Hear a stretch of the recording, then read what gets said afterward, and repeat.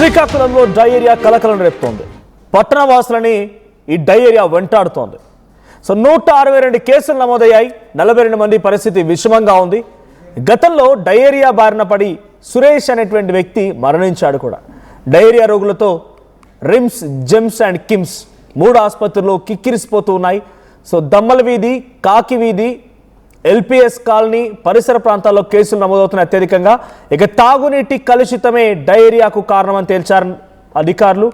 ఇక మురికి కాలువల్లో వాటర్ పైప్ లైన్లు లీక్ అయ్యి పైప్ లైన్ లీక్ చేసి వాటర్ అన్ని కూడా ఇప్పుడు డైరెక్ట్గా తాగునీటిలో కలిసిపోతున్నాయి.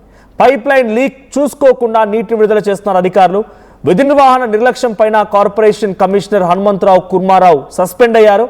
ఇక నీటి శాంపిల్స్ పరీక్షల్లో ఈకోల బ్యాక్టీరియా ఉన్నట్టుగా నిర్ధారణ అయింది. చికెన్, మటన్ అమ్మకాలపైన నిషేధాలు విధించారు అధికారులు. ఇక వసతి గృహాలను సైతం డయేరియా, పలు విద్యార్థులందరికీ అనారోగ్య బారిన పడ్డారు. సో డైరెక్ట్గా లైవ్లోకి వెళ్దాం. లైవ్ నుంచి మా ప్రతినిధి సత్యనారాయణ సిద్ధంగా ఉన్నారు, మరి కాసేపట్లో అందుబాటులోకి వస్తారు. సో ప్రజెంట్ పైప్ లైన్లు పగిలిపోయి వాటర్ సప్లై అయ్యేటువంటి పైప్ లైన్లు, డ్రైనేజీ నీళ్లు కలిసిపోయి డైరెక్ట్గా డ్రైనేజీ నీళ్ళనే అటు ప్రజలందరూ తాగుతూ ఉన్నారు. సో చాలామంది ఇప్పటికే రోగాన బారిన పడ్డారు. కంప్లీట్ డయేరియాతో అవస్థలు పడుతూ ఉన్నారు. సురేష్ అనే వ్యక్తి కూడా మరణించాడు. సో మరిన్ని అప్డేట్స్ తో ప్రతినిధి నాయుడు సిద్ధంగా ఉన్నారు. నాయుడు, ఏం జరుగుతుంది అసలు? అంతా నిర్లక్ష్యంగా ఉన్నారు అధికారులు. తాగే నీళ్ళలో డ్రైనేజీ వాటర్ కలుస్తూ ఉన్నా కూడా పట్టించుకోనంత నిర్లక్ష్యంగా కనబడుతోందా?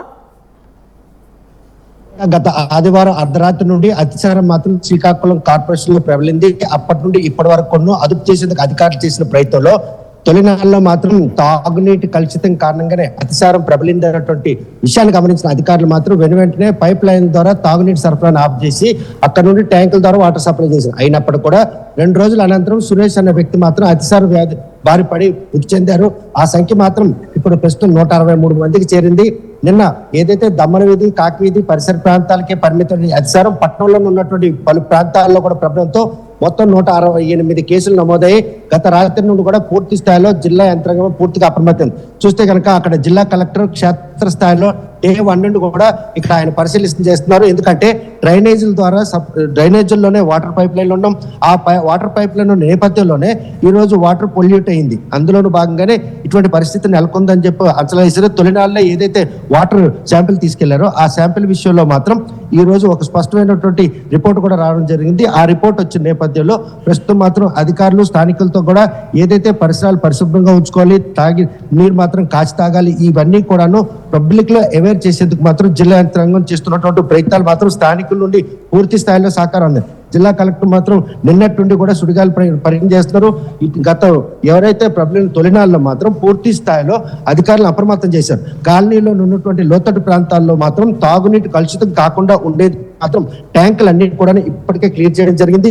ఇటువంటి పరిణామాలు చోటు చేసుకునే పద్ధతిలో చూస్తే కనుక కాలనీలో పేరుకుపోయిన చెత్త, అదేవిధంగా వేస్ట్ వాటర్ ఇటువైపు కనుక పైప్ లైన్ కనుక వచ్చినట్టయితే ఆ పైప్ లైన్ లీక్ అయి ఈ రోజు వాటర్ పొల్యూట్ అయింది అన్నటువంటి నిర్ధారణకు వచ్చిన అందులో భాగంగానే ఈ రోజు ఈ బ్యాక్టీరియా కూడా ప్రబలింది. ఆ ప్రబలిన నేపథ్యంలోనే ఈ రోజు వాటర్ పొల్యూట్ అయిందన్న విషయాన్ని మాత్రం స్పష్టంగా ఈ రోజు మాత్రం తీసుకొచ్చారు. ఈ డ్రైనేజ్ చూస్తున్నాం, కనీసం ఫ్రీక్వెన్సీ లేదు, కాలువలు కూడాను పూర్తి స్థాయిలో బయటకు వెళ్ళాయి. ఇది మాత్రం విశాఖ ఈ పరిసర ప్రాంతాల్లో ఉన్నటువంటి ఏ కాలనీ, ఇందిరానగర్ కాలనీకి సంబంధించి వేస్ట్ వాటర్ ఖాళీ స్థలాల్లో ఈ వేస్ట్ వాటర్ ఇక్కడ స్టాగ్నెంట్ ఉండిపోవడం, ఆ స్టాగ్నెంట్ ఉన్నటువంటి చెత్తను తొలగించుకోవడం, ఈ పరిణామాలన్నీ కూడాను ప్రస్తుతం మాత్రం పట్టణవాసులు భయాందోళన గురిచేస్తున్నారు. స్థానికులు కూడా అవేర్ చేస్తున్నారు. జిల్లా కలెక్టర్ ఈ విషయంలో మాత్రం స్థానికులను పూర్తిగా ఖాళీ స్థలాలను కప్పాలని గతంలో వీరికి నోటీసులు ఇచ్చినా కూడాను ఆ యజమానులు మాత్రం నిర్లక్ష్యం. ఈ కాలనీ వాసులు పాలిటీ శాపంగా సార్ ఎట్లా అదుపులోకి వచ్చింది సార్ డైరియా పూర్తిగా ప్రస్తుతం చూస్తే? నమస్కారం. So diarrhoea total under control now. So నిన్నటి చూస్తే ఆ అఫెక్టెడ్ ఏరియా నుంచి పొద్దున్న నుంచి సాయంత్రం వరకు 9 కేసు వచ్చింది. అది కూడా వాటర్ కారణం లేదు అదే చెప్తున్నారు. ఈ రోజు కూడా పొద్దున్న నుంచి చూస్తున్నాం, నిన్నటికే ఒక డిశ్చార్జ్ 71 అయిపోయింది. సో కాబట్టి కంప్లీట్గా అండర్ కంట్రోల్. బట్ కానీ ఎందుకు వచ్చింది డైరియా, అది కూడా వాటర్ కంటామినేషన్ వల్ల వచ్చింది. ఆ వాటర్ లీక్ ఎక్కడ ఉంది అది కూడా మనం అప్పటికప్పుడు అరెస్ట్ చేసాం. బట్ వాటర్ లీక్ ఎక్కడ ఉంది అదే మనం ఇప్పుడు గుర్తించి దీనిపైన కూడా మనం ఇంకా ఇన్వెస్టిగేషన్ మనం పూర్తిగా చేసినాం. నిన్నటే 2 సస్పెండ్ కూడా చేసాం. బికాజ్ వాటర్ కంటామినేషన్ కాబట్టి వాటర్ సప్లై అండ్ అక్కడ ఆ ఏరియాలో ఉన్న శానిటరీ ఇన్స్పెక్టర్ 2 నిర్లక్ష్యం వల్ల జరిగింది. సస్పెండ్ కూడా చేసాం. బట్ కానీ సేమ్ డ్రైవ్ మనం ఎంటైర్ సిటీ మనం చేసినాం. మన సిటీ మొత్తం చూస్తే 47 సచివాలయాలు ఉన్నాయి. ప్రతి ఒక్క 3 సచివాలయంకి ఒక స్పెషల్ ఆఫీసర్ పెట్టాం. స్పెషల్ ఆఫీసర్ అంటే డిస్ట్రిక్ట్ కెరీర్ ఆఫీసర్ లేకపోతే డివిజనల్ కెరీర్ ఆఫీసర్ పెట్టాం. వాళ్ళు ఈ రోజు ప్రతి చోట్ల వెళ్ళి ఇలాంటి ఖాళీ స్థలాలు ఎక్కడ ఉన్నాయి, ఇలాంటి అన్ఆథరైజ్, చూడండి ఇది అన్ఆథరైజ్డ్, ఈ బిల్డింగ్ నుంచి ఇక్కడ అన్ఆథరైజ్డ్ వాటర్ ఇక్కడ వస్తుంది. అంటే దీనివల్ల వాటర్ ప్రాబ్లం రాదు, బట్ కానీ ఈ యజమానికి ఎందుకు పట్టించుకోవట్లేదు. రెండోది దీని నుంచి దోమలు ఈ అన్ని బిల్డింగ్స్ లో వెళ్తాయి. మూడోది ఈ బిల్డింగ్స్ నుంచి ఈ బియర్ బాటిల్స్ కానీ, తర్వాత ఈ ప్లాస్టిక్ బాటిల్స్ కానీ, ఈ థర్మాకోల్ కానీ ఇక్కడ వస్తున్నాయి. దీనివల్ల అన్హైజీనిక్ కండిషన్, రేపు అనారోగ్యంకి మనకి ఇది ఒక ముఖ్య కారణం. ఇది వాటర్ శాంపిల్స్ పంపించారు, ఈ కొలి బాక్టీరియా అందులో ఉందని నిర్ధారణకు వచ్చింది. దాన్ని దేని ద్వారా వ్యాపించే అవకాశం ఉంది? హోటల్ డ్రైనేజ్ సంబంధించింది కావచ్చు, ఇవన్నీ కూడాను ఈ రోజు వ్యర్థ పదార్థాలు అని జల్లెడ వల్ల వచ్చిందని ఆ నివేదిక. ఇన్ఫాక్ట్ ఇప్పుడు అదే ఏదైనా కాలుష్యం నీళ్ళు అంటే ఈ నీళ్ళు కూడా లో ఈకోలా ఉండొచ్చు. ఏదైనా నీళ్ళు పొల్యూట్ అయింది అంటే ఫస్ట్ ఈకోలానే వస్తుంది. సో కాబట్టి డ్రైనేజ్ లో ఉన్న వాటర్ ఒకవేళ నార్మల్ డ్రింక్ వాటర్ కి వెళ్తే డెఫినెట్ గా ఈకోలా ఆ బ్యాక్టీరియా ఉండడానికి అవకాశం ఉంటుంది. పక్కగా ఉండాలా లేదా అదే, బికాజ్ నేను డాక్టర్ కాదు, పెథాలజిస్ట్ కాదు కాబట్టి చెప్పలేకపోతున్నా, బట్ కానీ ఆ టెస్ట్ లో మనకి అదే కన్ఫర్మ్ గా దొరికింది. 6 రోజులు కావస్తున్న కేసుల సంఖ్య పెరగడానికి ప్రజల్లో ఒక అవేర్నెస్ లేకపోవడం ఓవైపు ప్రబలింది అని తెలిసినా కూడా వాళ్ళ జాగ్రత్త పాటించకపోవడం. నేను హాస్టల్లో కూడా పిల్లలకు కూడా డయారియస్ లేదు కేసెస్ సంఖ్య పెరగడానికి కారణం అంటే ప్రజల్లో వచ్చిన అవేర్నెస్ చెప్తున్నాను. ఎందుకనే మామూలుగా ఇలా అంటే సంఘటన జరిగితే ఒక 30-40 కంటే ఎక్కువ అడ్మిషన్స్ రాకూడదు. బట్ కానీ మనమే ప్రతి ఒక్క ఇంటికి వెళ్ళి, బాబు మీకు కొద్దిగా కూడా కడుపు నొప్పి ఉంటే, కొద్దిగా కూడా మీకు డైరియా ఏదైనా ఒక్క ఎపిసోడ్ కూడా వస్తే దయచేసి మీరు హాస్పిటల్కి రండి. హాస్పిటల్లో మనం ఏదైనా వేరే మీకు వ్యాధులు ఉందా, కిడ్నీ ప్రాబ్లం ఉందా, డయాబెటీస్ ప్రాబ్లం ఉందా, వేరే ఏదైనా ప్రాబ్లం ఉందా, హార్ట్ ప్రాబ్లం ఉందా, అది చెక్ చేసుకొని మీకు ఓన్లీ ఇంటికి పంపిస్తాం. అదే మనం ఒక డిసిజన్ తీసుకున్నాం. దీనివల్ల చాలా ఎక్కువ మంది హాస్పిటల్కి రావడం, హాస్పిటల్లో చెక్ చేయడం, విదిన్ 24 hours, కొంతమంది విదిన్ 48 hours కూడా డిశ్చార్జ్ అయిపోయారు. సో కేసెస్ పెరగడం అంటే అదే ఒక పబ్లిక్ లో వచ్చిన ఒక అవేర్నెస్. దీనివల్లనే మనం చెప్తున్నాం, దీనివల్ల మన నంబర్ ఆఫ్ క్యాజువాలిటీస్ చాలా తగ్గింది and number of critical cases ఇప్పుడు జీరో, ఏం క్రిటికల్ లేదు. ఈ రోజు కూడా నేను కిమ్స్ హాస్పిటల్స్ అండ్ మన మన జీజెచ్ సూపరింటెండెంట్ తో మాట్లాడడం జరిగింది. మాక్సిమం డిశ్చార్జెస్ ఈ రోజు అయిపోతాయి. ఒక 10-15 ఇంకా రేపు ఎల్లుండి కూడా అది కూడా అయిపోతాయి. పట్టణం శరవేగంగా విస్తరిస్తున్న నేపథ్యంలో కాలనీలో డ్రైనేజ్ పూర్తి స్థాయిలో లేకపోవడం, ఖాళీ స్థలాల్లో డ్రైనేజ్ వాటర్ స్టాగ్నెట్ అయిపోవడం, ఆ కాలనీ వాసులందరూ కూడా వేతలు పడుతున్నారు. గతంలో కూడా ఖాళీ స్థలాలకు సంబంధించిన యజమానికి నోటీసులు జారీ చేసినా కూడా వారు ఇప్పుడు కూడా పూడ్చకపోవడంతో వీరి పాలిట ఈ డయరీ ప్రబలడానికి కారణమైనటువంటి సంకేతాలు కనిపిస్తున్నాయి. ఇప్పుడు తూచా తప్పకుండా అంటే ఇప్పటి వరకు మనం బహుశా కార్పొరేషన్ ఎంత స్ట్రిక్ట్ గా తీసుకోలేదు, బట్ కానీ ఎక్కడెక్కడ ఇలాంటి నోటీస్ ఇచ్చారు, నెక్స్ట్ స్టేజ్కి మనం తీసుకెళ్ళిపోతాం. దీంట్లో 2-3 ఆప్షన్స్ ఉంటాయి. Judicial magistrate first class JMFC, ఆ కోర్టులో మనం పబ్లిక్ న్యూసెన్స్ కింద కేసు పెట్టచ్చు. రెండోది వాళ్ళకి ఇంకా ఈ భూమి పైన ఉన్న పెనాల్టీ, ఈ భూమిలో ఉన్న పన్నులో కలపవచ్చు. అంటే రేపు ఏదైనా భూమిలో ట్రాన్సాక్షన్ జరిగింది అంటే దీంట్లో ఈ పన్ను ఉంది, పెనాల్టీ ఉంది, ఈ పెనాల్టీ మీరు కడితేనే నేను ఈ భూమి ట్రాన్సాక్షన్ కి పర్మిషన్ ఇస్తాను. అదే లేకపోతే బిల్డింగ్ ప్లాన్ కావాలి, బిల్డింగ్ పర్మిషన్ కావాలి అంటే అది ముందు కట్టండి, అప్పుడు బిల్డింగ్ పర్మిషన్ ఇస్తాను. మూడోది అదే ఎక్స్ట్రీమ్ స్టెప్, మనకి జప్త్ నోటీస్ ఇస్తూ ఆ భూమి కూడా మన పేరు మీద తీసుకురావచ్చు. అదే ఎక్స్ట్రీమ్ స్టెప్. అదే దీనికి వెళ్ళడానికి బహుశా ఇప్పుడు అవసరం లేదు, బట్ కానీ డెఫినెట్ గా ఇప్పుడు కోర్టులో నేను అన్ని కేసెస్ పెట్టేస్తున్నాను. ఇట్లా సో భూమి యాజమాని ఎవరున్నారు అతను కోర్టు దగ్గర వెళ్ళాలి, ఆనరబుల్ కోర్ట్ డైరెక్షన్ బట్టి దెన్ మనం కార్పొరేషన్ ముందుగా వెళ్తాం. బట్ కానీ ఇప్పుడు వెరీ వెరీ స్ట్రిక్ట్లీ ఇప్పుడు ఇలాంటి కేసెస్ ఉంటే నేను ఇమీడియట్ నోటీస్ ఇస్తాను. నోటీస్ ఇచ్చిన తర్వాత వాళ్ళు పాటించకపోతే ఇది క్లోజ్ చేస్తాను. క్లోజ్ చేస్తే ఇప్పుడు వాళ్ళు లాటరీన్స్ అన్న ప్రాబ్లం వస్తాయి. కాబట్టి వాళ్ళు కూడా సరైన చూస్తారు. ఇలాంటి పైనుంచి ఎక్కడైనా ఇలా చూస్తే, బికాస్ ఇక్కడ ఒక వ్యర్థాలు వచ్చింది అంటే డెఫినెట్ గా ఈ 4 హౌసెస్ నుంచి వచ్చింది. ఎక్కడో దమల్ వీధి నుంచి వచ్చి ఇక్కడ చెత్త వేరు, అలాగే కలెక్టరేట్ నుంచి వచ్చి కూడా ఇక్కడ చెత్త వేరు. డెఫినెట్ గా ఈ 4 హౌసెస్ నుంచి వచ్చింది. వాళ్ళు ప్రతి ఒక్కరు నోటీస్ ఇస్తాం. లేదు వాళ్ళు సరిగా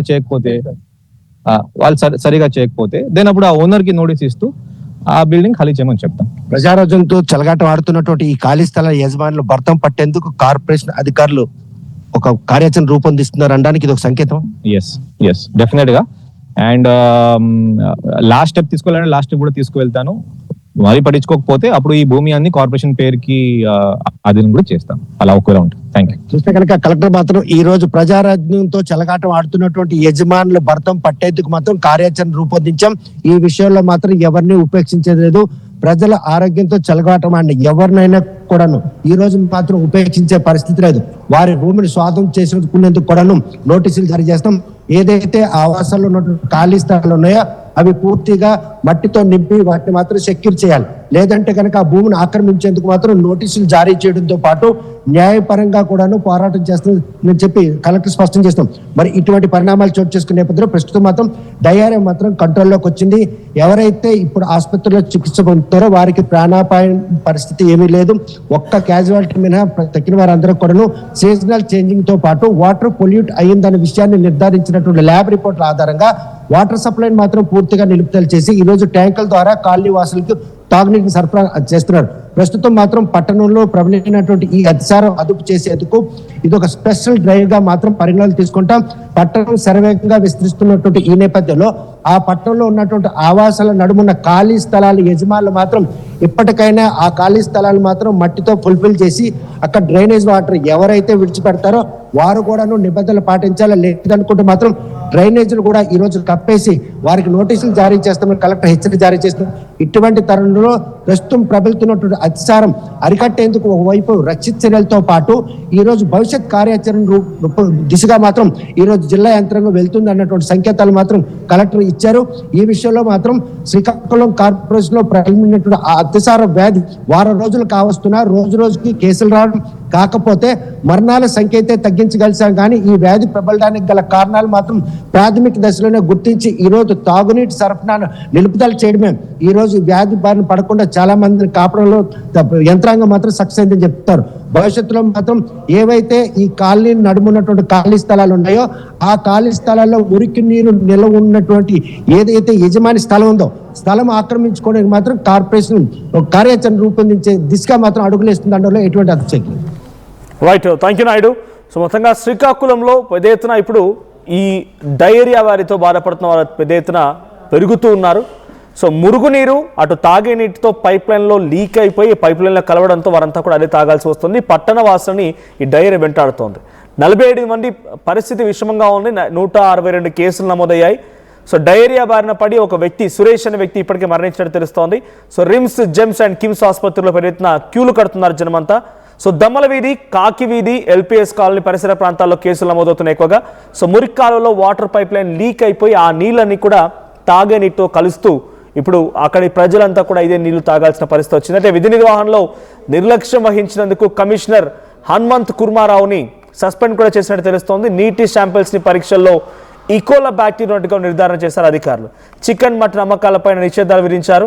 సో వసతి గృహాలకు కూడా ఇదే రకంగా నీళ్లు సప్లై అవుతుంటాయి కాబట్టి అక్కడ కూడా డయేరియా సోకింది. విద్యార్థులు కూడా అనారోగ్య బారిన పడ్డారు.